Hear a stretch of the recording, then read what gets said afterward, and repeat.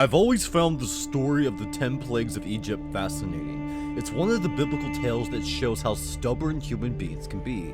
When Pharaoh refused to let the Israelites go, God intervened with judgment after judgment. But it made me go deeper into the question, what was Egypt's side of the story? Ancient Egypt was one of the most meticulous record-keeping civilizations in history. They carved everything into temple walls, wrote on papyri, and documented victories, daily life, and even complaints. So if something as catastrophic as the 10 plagues struck their entire country, turning the Nile to blood, frogs everywhere, darkness for days, and death of every firstborn, wouldn't there be some type of record of their own culture? Some proof, or at least their perspective on it? Well, that's exactly what I started to investigate. Today we'll be going over the biblical account, Egypt's proof on the matter, and pieces of evidence from scholars from stone, papyri, and everything written in between. The main account that we have comes from the book of Exodus in the Old Testament, chapter 7 through 12. It is detailed step by step. Number 1, the Niles turn to blood. Fish die, water becomes undrinkable. Frogs swarm everywhere, then die, leaving the land stinking of their flesh. Gnats or lice infesting people and animals. Swarms of flies filling people's homes. Livestock, disease killing Egyptian cattle, horses, and more. Boils breaking out on people and the animals alike.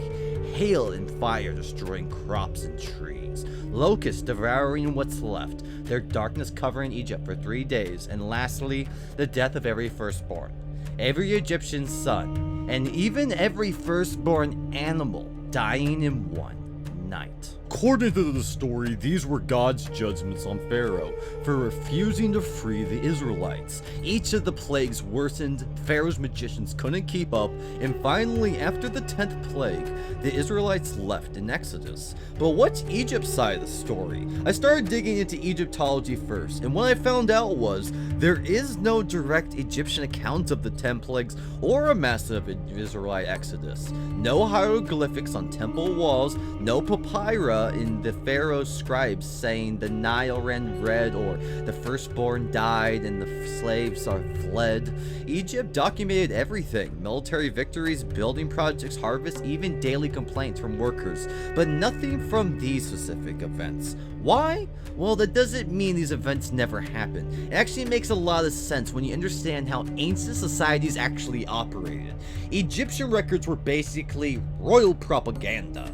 Pharaohs were seen as gods on earth, inscribing only celebrational victories and strengths, never defeats, humiliations, or disasters that made the pharaoh look weak. A plague sent by a foreign god, like the god of the Israelites? That would be the ultimate embarrassment. They would likely ignore it, spin it, or erase it from official history. This pattern is common across ancient empires, such as the Assyrians, Babylonians, you name it. Silence doesn't automatically mean it didn't happen. It means we have their version of history.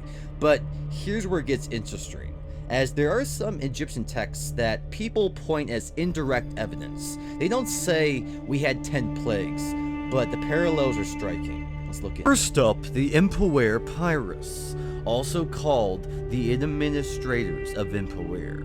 It describes in its text the plague is throughout the land, blood is everywhere. The river is blood. Men shriek from tasting it, and now human beings thirst after water. All human beings and their animals weep, cattle moaning. The land is without light.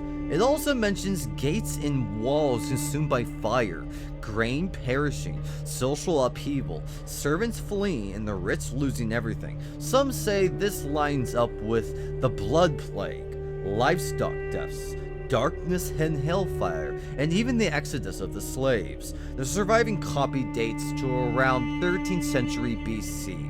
Egyptologists argue that it's not a historical report of the biblical plagues, it's a literary genre, an Egyptian lament poem about societal collapse. But the parallels are still intriguing. Next is the Merneptah Stele, around 1208 BC. It was a victory monument about Israel, a time when Egypt defeated them in battle. One of the first times it was mentioned outside the Bible, saying on the monument, "Wasted Israel." It proves that a group called Israel existed by the late 13th century BC. Does it connect to Exodus? Maybe, if you follow a late-day Exodus theory, but it also says nothing about the plagues of Egypt or the slaves leaving. It's just evidence that the Israelites were in the region. And I read about Manetho, which is an Egyptian historian dated back to the 3rd century BC. He has a lot of distorted stories from the times, describing a time when there was lepers or a foreign group led by a priest named Osiris, which is sometimes linked back to Moses being expelled from Egypt after they caused chaos. This is sometimes explained to be a garbled memory of Exodus, but most people don't believe it to be so.